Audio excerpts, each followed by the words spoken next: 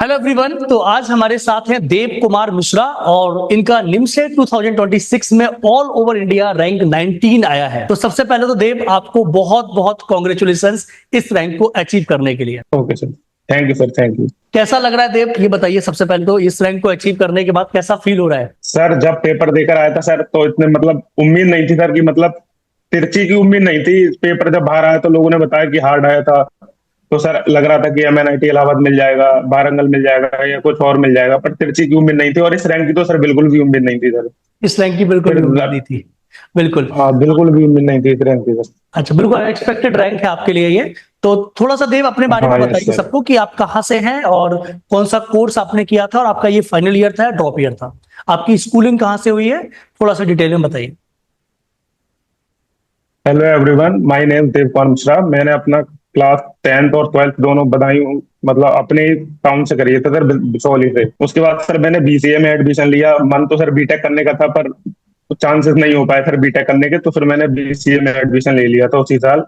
हमारे यहाँ पर कॉलेज है सर, बरेली बरेली में, बरेली कॉलेज बरेली। तो सर 2022 से 25 तक सर मैंने वहाँ अपना BCA कंप्लीट करा था। सर लास्ट ईयर में मैंने सर निमसेट के बारे में थोड़ा देखना चालू करा था सर, क्या MCA का क्या आगे स्कोप है इस फील्ड में। क्यों सर? क्योंकि सर BCA के बाद इतने स्कोप नहीं होते ज्यादा, कंपनियां नहीं आती हैं और लेके नहीं जाती हैं ज्यादा बच्चों को। तो फिर अच्छा, मैंने आपके MCA आपके के लिए मैं इंटरप्ट करूंगा। आपके कॉलेज में कंपनी आती थी BCA की, ऐसा बोल रहे हो? तो आपको ये कंफ्यूजन थी कि नहीं सर। MCA करें या BCA के बाद जॉब ले लें, राइट?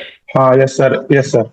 तो फिर सर और थोड़ा कंफ्यूजन दूर हुआ, सीनियर से बात करी, गली में भी एक भैया रहते थे, उनसे भी पूछा, तो उन्होंने बताया सर कि MCA के लिए जाओ, उसमें ज्यादा अपॉर्चुनिटी मिलेंगी तुम्हें आगे जाकर। तो फिर सर मैंने कोचिंग के बारे में देखना चालू करा। तो यस, फिर सर आपकी तो मैंने देखा सर था कि एस में तुमने अकेडमी और भी सर कोचिंग मैंने। मैंने देखा था कि आपने 2024 सर में भी एक कोर्स में एनरोल किया था।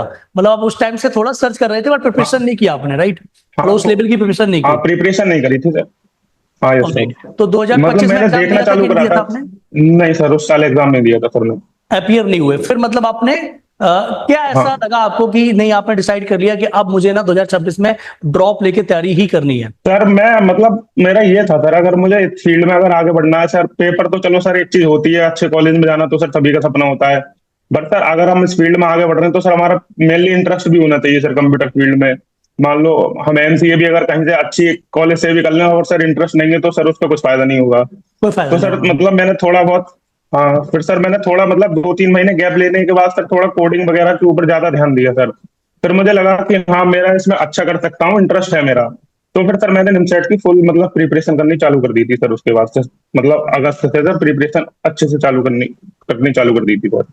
All right. तो फिर आपने पूरी प्रिपरेशन चालू कर दी और एक साल आपने तैयारी की। तो क्या रूटीन रहता था आपका 2026 में जब आप प्रिपरेशन कर रहे थे? तो घर से ऑब्वियसली आपने तैयारी की, तो क्या रूटीन था? लाइब्रेरी ज्वाइन की थी या कैसे, क्या रूटीन था आपका पूरे दिन का? सर पहले तो सर सारी क्लास कंप्लीट करता था सर मैं, जो भी सर मुझे सर लाइव क्लासेस में सर इतना इंटरेक्शन नहीं हो पाता था, तो उसको मैं रिकॉर्डेड ही देखता था सर ज्यादातर। उसके बाद सर अपना टेस्ट देना, DPPs मिलती थी, DPPs करना, और सर जो भी बुक्स हो गई बुक्स लगाना, प्रीवियस ईयर करना। सर मैथ को थोड़ा ज्यादा फोकस करता था मैं, क्योंकि मैथ स्कोरिंग सब्जेक्ट होता है। रीजनिंग पर भी फोकस चलता था साथ साथ। रीजनिंग पर सर ऐसा था, मैंने 2-3 महीने जब हो गए थे, फिर मुझे लगा कि अब रीजनिंग पर भी काम करना चालू करना चाहिए। तो सर उसके बाद फिर मैंने रीजनिंग पर भी काम करना चालू करा सर। और फिर सर मैथ पे तो रहता ही था फोकस, और बाकी टेस्ट जो होते थे वो सारे दिए थे और उनका एनालिसिस उनके बारे डेली में आपका देखा। मैथ्स पे फोकस रहता था और टेस्ट देते जाते थे। अच्छा, लास्ट में हाँ जो सर। आपको एकेडमी में टेस्ट नजर आए, जो मॉडल पेपर थे, सुपर मॉडल पेपर थे, आप उनके बारे में थोड़ा सा बताइए कि वो आपको कितना हेल्प किए? सर आपके सर जो सबसे ज्यादा तो रियल इंटरफेस वाले टेस्ट है सर, उसमें बहुत हेल्प हुई थी सर। क्योंकि सर रियल इंटरफेस पे टेस्ट देने का मतलब होता है, क्योंकि ना अगर सर मुझे मेरा सर CUT में मेरे साथ ऐसा हुआ था। मैं सर रियल इंटरफेस पे टेस्ट नहीं होता था, नहीं होता है सर ज्यादातर। तो सर वहां जाके इंटरफेस पूरा चेंज हो गया सर, तो मैं थोड़ा घबरा गया कि ये क्या हो गया, इंटरफेस चेंज हो गया सर। मैं उसमें नॉर्मल था।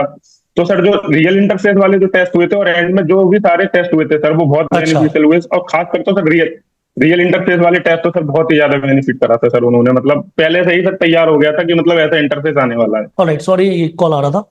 तो ऑलराइट, तो फिर आप ओके सर। ये कह सकते हो कि रियल इंटरफेस जो आपको मिला उससे आपको काफी हेल्प मिली। अच्छा, डिफिकल्टी लेवल आपको हाँ, कैसा यस नजर सर। आया एक्मे के मॉक टेस्ट में और निमसेट के पेपर में क्या क्या डिफरेंस आपको नजर आया, मतलब किस लेवल की डिफिकल्टी आपको नजर आती थी यहाँ पे? सर इसमें के सर जो आपके मॉक होते थे सर लास्ट में सर, वो मतलब मेंस लेवल के या एडवांस मतलब मेंस से ऊपर ही लेवल के होते थे सर।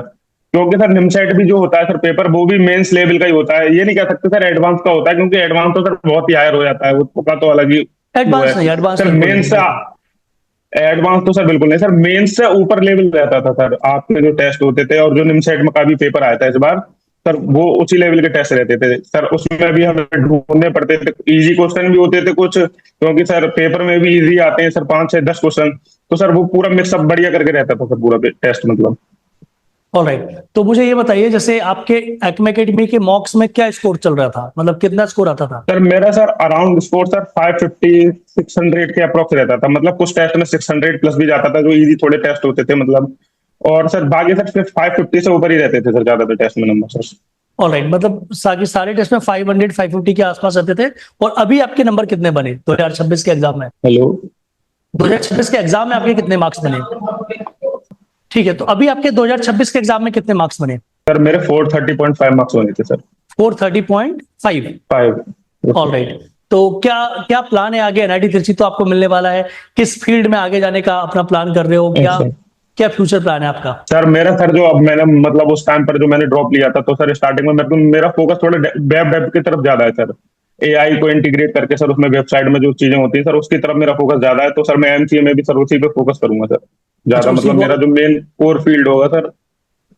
ऑलराइट, उसी में अपना इंटरेस्ट आगे बढ़ेंगे। 2027 के बच्चों को क्या की मैसेज देना चाहते हो, जो बच्चे 2027 में आपको देख रहे हैं, कि ऐसा क्या करना चाहिए कि एक बच्चा जो निमसेट ही नहीं देना चाहता था, ठीक है, फाइनल ईयर में एग्जाम में ही अपियर नहीं किया, उसके बाद 1 साल का ड्रॉप लिया और 19 रैंक तक आप पहुंचे, तो क्या मैसेज आप 2027 के बच्चों को देना चाहिए कि किन बातों का विशेष तौर पे ध्यान रखें? सर सबसे पहले तो सर कोई भी बच्चा अगर निमसेट की तैयारी कर रहा है सर, देखिए निमसेट नॉलेज का गेम तो है ही है सर, इसके साथ कंसिस्टेंसी बहुत मैटर करती है सर इसमें। अगर आप देखेंगे भी सर, अगर आप 2 दिन भी पढ़ना छोड़ दो या 3 दिन भी पढ़ना, अगर आप बीच में गैप ले लेते हो सर, वो फिर रिदम नहीं बन पाता सर एक आगे। तो सर कंसिस्टेंसी बिल्कुल ब्रेक नहीं करनी, किसी भी बच्चे को ब्रेक नहीं करनी चाहिए।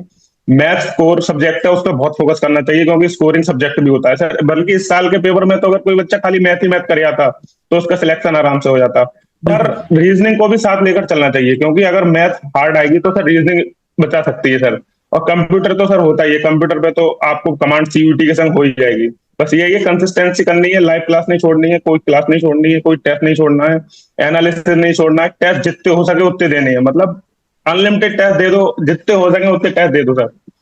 यही है सर।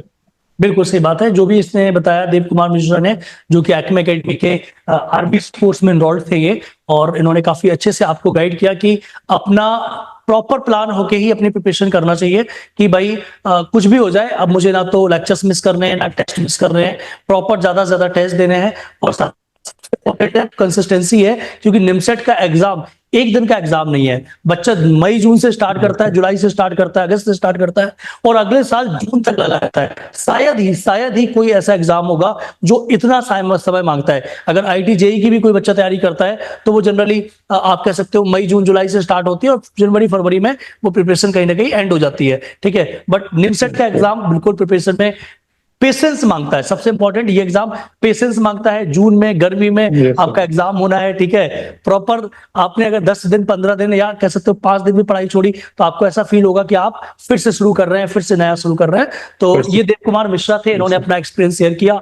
और देव, एक बार फिर से आपको और आपकी पूरी फैमिली को इस रैंक के लिए ढेर सारी शुभकामनाएं। कल मैंने आपके पापा को भी बताया फोन करके, ठीक है, काफी खुश हो गए थे वो कि हाँ रे, बोले थे कि बच्चे तो बोला सर पास हो गया है वो, अनका पास नहीं हुआ है वो, ऑल ओवर इंडिया में उसकी 19 रैंक आई है, पूरे 19वीं रैंक आई है सर पूरे इंडिया में। तो उसको उनको लेके आइए, ठीक है, अवार्ड सेरेमनी में लेके आइए, पेरेंट्स को लेके आइए, और 11 जुलाई को अवार्ड सेरेमनी रखी गई है, जरूर आइएगा, ठीक है। Okay, thank you so much, है ना। आप फ्यूचर में भी इसी तरीके से परफॉर्म करते रहें, ऐसी हमारी बेस्ट विशेष है। और एक्मे एकेडमी की कभी भी आपको अदर किसी भी तरीके से जरूरत पड़ती है तो आप एक्मे एकेडमी को कांटेक्ट कीजिएगा। Thank you so much.